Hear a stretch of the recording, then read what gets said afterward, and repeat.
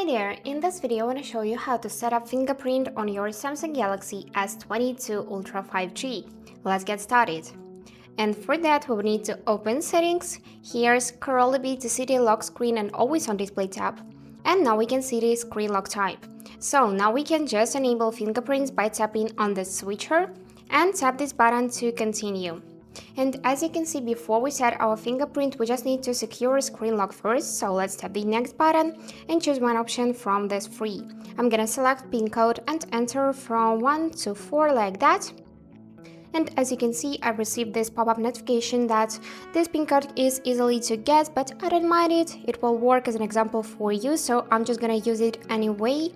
And let's tap the continue.